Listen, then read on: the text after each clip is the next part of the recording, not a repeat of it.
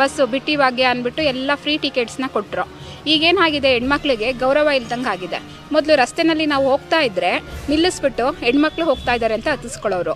ಈಗ ಬಸ್ ಸ್ಟಾಪ್ನಲ್ಲಿ ಕೂಡ ನಾವು ನಿಂತಿದ್ರು ಹೆಣ್ಮಕ್ಳು ಇದ್ದಾರೆ ಫ್ರೀಯಾಗಿ ಹತ್ತಿಸ್ಕೋಬೇಕು ಅಂತ ಬಸ್ ಸ್ಟಾಪೇ ಕೊಡೋಲ್ಲ, ಹಾಗೇ ಮುಂದೆ ಹೋಗ್ತಾ ಇದ್ದಾರೆ.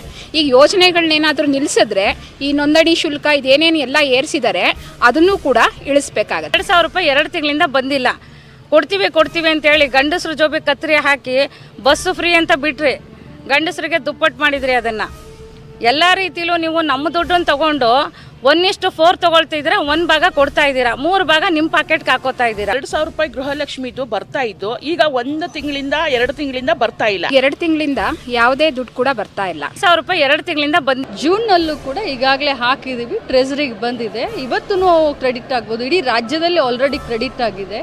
ಎಲ್ಲೆಲ್ಲಿ ಉಳ್ಕೊಂಡಿದೆ ಅದು ಇವತ್ತು ನಾಳೆ 30 ತಾರೀಕಿನ ಒಳಗೆ ಕ್ರೆಡಿಟ್ ಆಗುತ್ತೆ. ಯಾವುದೇ ಸಂದರ್ಭದಲ್ಲೂ ಈ ಒಂದು 5 ಗ್ಯಾರಂಟಿಗಳನ್ನು ನಮ್ಮ ಸರ್ಕಾರ ನಿಲ್ಲಿಸೋದಿಲ್ಲ. ಕೊಟ್ಟ ಭಾಷೆ ಹಾಗೆ ನಾವು ನಡೆದುಕೊಳ್ಳಿ. ಎಲ್ಲರ ಅಕೌಂಟಿಗೆ ದುಡ್ಡು ಹೋಗಿದೆ. ಗೃಹಲಕ್ಷ್ಮಿ ಕಾಂಗ್ರೆಸ್ ಪಕ್ಷದ ಸರ್ಕಾರ 5 ವರ್ಷ ಕಾರ್ಯಭಾರವನ್ನು ಮಾಡುತ್ತೆ. 5 ವರ್ಷ ಕೂಡ ಗೃಹಲಕ್ಷ್ಮಿ ಮನೆ ಬಾಗಿಲಿಗೆ ಹೋಗ್ತಾಳೆ.